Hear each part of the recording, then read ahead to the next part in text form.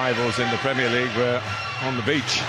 Meeligi Englandin Chelsea fi Manchester United injistoota isaanii haaraa jalatti taphoota afur walittaansuun injifannoo malee imalaa turanis yeroo jalqabaaf qabxii gatan. Liam Rozenyin kan leenjuu Chelsea fi Michael Carrick leenjisaa yeroo taasisuun kan qacare Manchester United torbee 26ffaan injifannoo isaanii shanaffaa walittaansanii milkeeffachuuf taphatanis bifa wal fakkaatuun morkattoota isaanii waliin qixa bahan. Kilaboonni lamaan torbee darbee Aston Villa fi Liverpool waan mo'amaniif sadarkaa arfan jalqabaa irratti dhiibbaa uumuuf karoorfatanis kuniin taane. Manchester United sadarkaa arfaffaa, Chelsea shanaffaa irra turaniiru. Chelsea tapha Leeds United waliin taphate kana injifachuuf carraa olaanaa argatee ture. Stamford Bridgetti faaruu deeggartoota isaa dhageeffachaa hanga daqiiqaa 67ffaattis carraa goolii 2-0 dursuu argatee ture. Lammiin Brazil Joao Pedroon ga'umsa gaarii mul'isuun yoo itti fufu injisaa haaraa Liam Rozenyi jalatti tapha shaniin goolii arfaffaa galche. Irra deddeebiinis taphattoota sarara ittisaa Leeds United miliqee fiiguun carraa goolii hedduu argate. Goolii bara kana galchees 10 gaachuun waggaa lamaaf walittaansee goolii 10 fi sanaa ol galchuun Premier Ligiidhaan lammii Brazil arfaffaa ta'uun galmaa'e. Roberto Firmino, Richarlison fi Matheus Cunha kana dura seenaa kana hojjetaniiru. Cole Palmer immoo bara kana yeroo jalqabaaf kubbaa goolii taate mijeessuun kenne. Wal hubannaan Cole Palmer fi Joao Pedro Liam Rozenyi jalatti qindoomina gaarii ta'uun kan fulla'u fakkaata. Torbee darbee Wolves irratti goolii 3 galchuun haatriikii kan hojjete Cole Palmer tapha kanaan haala mijeessuun alatti peenaalitii galchuudhaanis Chelsea goolii 2-0 akka dursu gargaare. Lucas Nmechaan peenaalitiin, Noho Okafor immoo taphaan erga Leeds United goolii qixxeessitu galchaniin booda Chelsea goolii injifannoo argachuuf carraaqaa ture. Daqiiqaa dabalataa keessatti kubbaa Caicedo mijeesse Cole Palmer goolii injifannoo Chelsea galcha jedhame osoo eeggamu inni garuu gara samiitti ol qaarise. Ofiisaa dabalatee Liam Rozenyi akkasuma deeggartoonni kana amanuu hin dandeenye. Optaan carraa goolii kana yoo tilmaamu dhibbantaadhaan 0.87 gara gooliitti jijjiiramuu qabdi ture jedheera. Liam Rozenyin osoo daqiiqaa 90 guutuu xiyyeeffannoon taphanne gareen kun dandeettii addaa qaba. Tapha kanaan ga'umsa olaanaa mul'isneerra garuu murtoon keenya muraasni sirriin turre jedhe. Leenjisaa haaraa Michael Carrick jalatti Manchester United garee mudaa hin qabnee fi taphoota afur walittaansuudhaan injifate ture. Garuu Londanitti qormaata cimaatu isa mudate.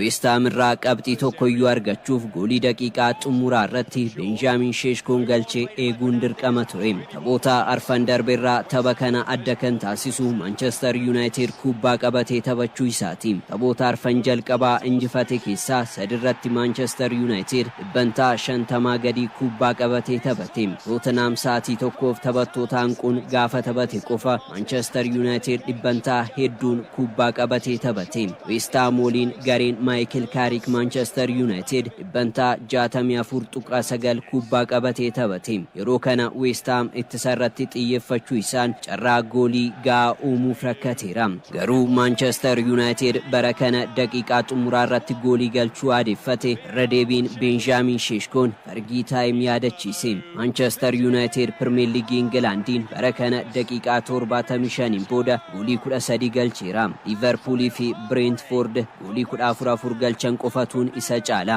Michael Carrick jalatti immoo daranuu dabaleera. Benjamin Sheshkoon tapha kanaan alatti tapha Manchester United Fulham injifate irrattis daqiiqaa 95ffaa irratti goolii galche. Arsenal irratti immoo Matheus Cunha daqiiqaa 87ffaa irratti goolii injifannoo galchuun ni yaadatama.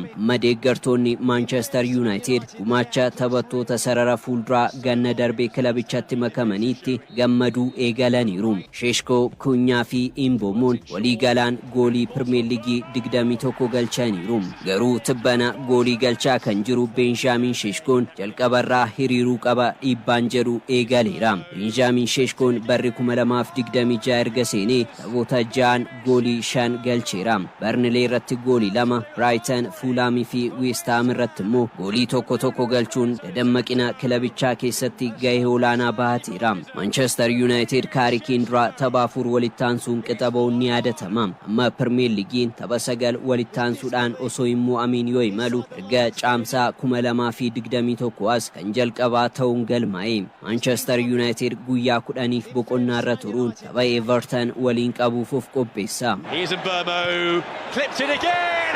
Oh, and in it goes. Benjamin Šeško.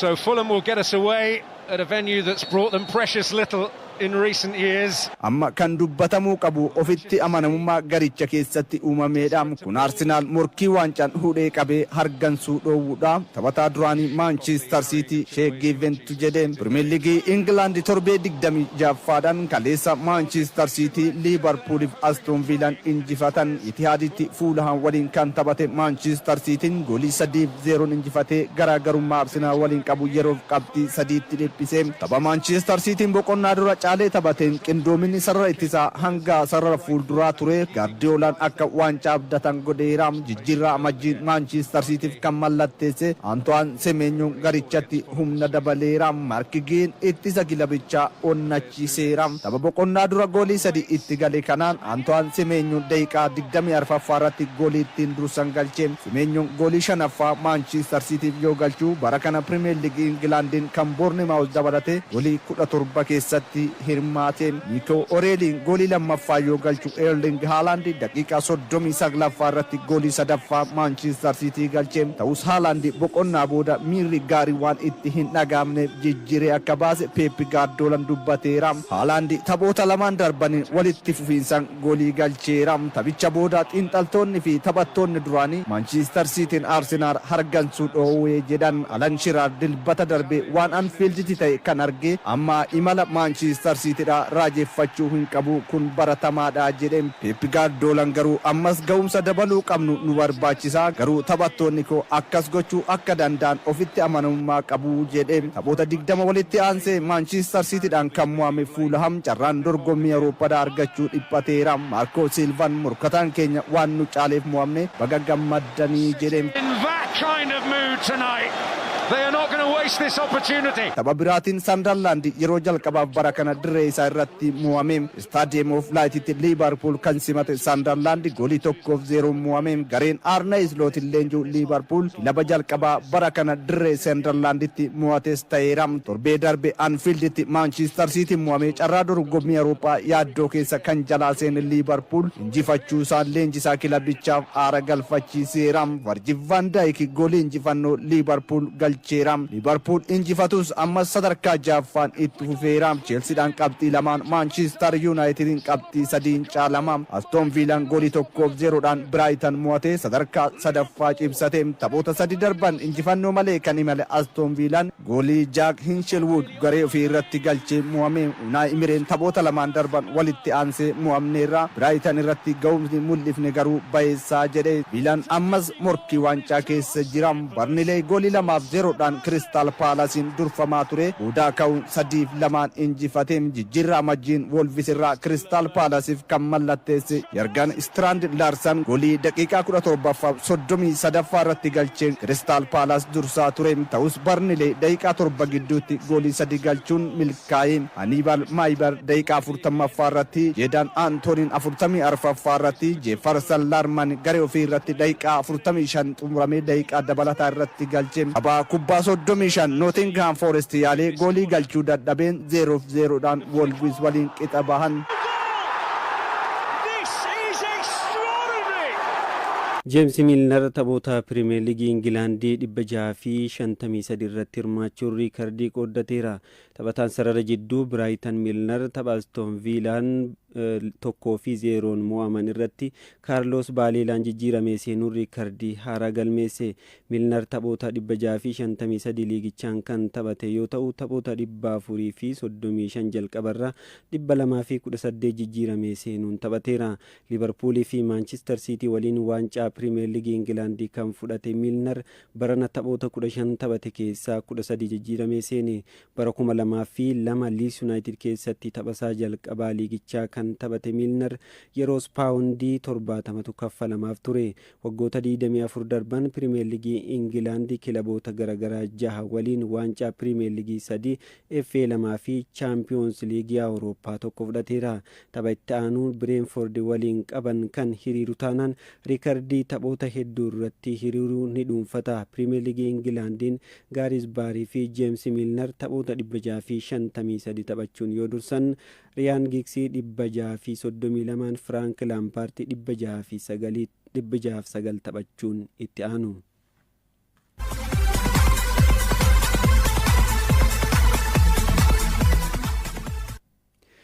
Nottingham Forest leenjisaa kilabichaa Siyaan Daayich hojii leenjisummaa irraa kaaseera.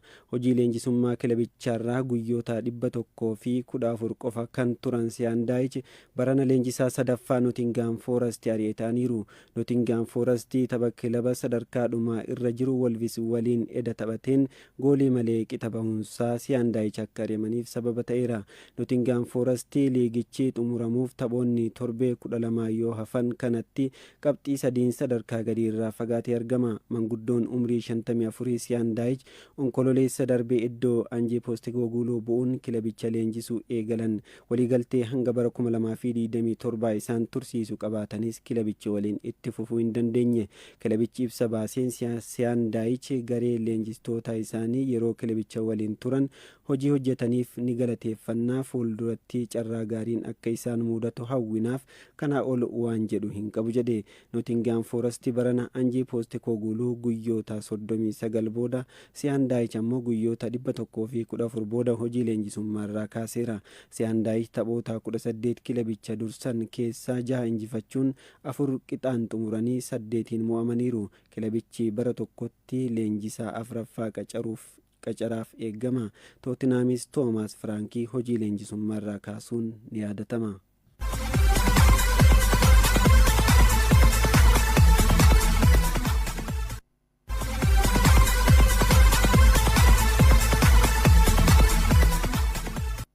Boordiin kilaba kubbaa miilaa magaalaa Shaggar leenjisaa kilabichaa Ashannaa fi Baqqalaa hojii leenjisummaa irraa kaaseera. Boordichi leenjistoota dhiyaatan irratti murtee kennuun yeroo gabaabaa keessatti leenjistoota haaraa ni qacaraafis eegama. Leenjisaan duraanii Machaal Gabra Kiristoos Biraarraa fi leenjistoonni Buna Itoophiyaa Kaasay Arraagee fi Abiyyi Kaasahuun leenjistoota kilabichaa ni leenjisaniif kaadhimamanidha. Leenjisaa Kaasay Arraagee ammoo filannoo jalqabaa bulchiinsa magaalaa Shaggar ni ta'aaf eegama.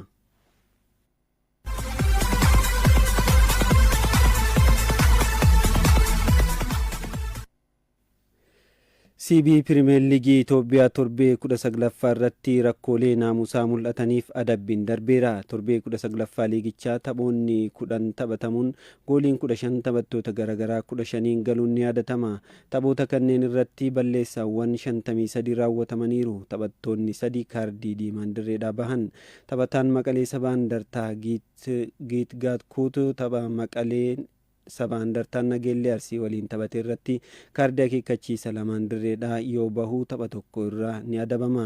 Kan Walaayittaa Diichaa Malkaamuu Boggaalaa akkasuma kaardii akeekkachiisa lamaan bahuun tapha tokko yoo adabamu, taphataan Buna Itoophiyaa Abubakar Addaamuu taphataa garee faallaa rukutuun kaardii diimaadhaan dirreedhaa bahuun taphoonni 4 akkasuma birrii 3,000 ni adabama jedhameera. Hadiyyaa Hosaanaa Buna Itoophiyaa fi Midra Gannat Shireen taphattoonni isaanii kaardii akeekkachiisa 5 ol argachuu isaaniitiin birrii 5,500 adabamaniiru. Nageellee Arsii immoo marii taphaan duraa irratti waan hin argamneef birrii 5,000 adabameera. Odeeffannoo kana waldaa aksiyoonaa Pirimeer Liigii Itoophiyaatu gabaase.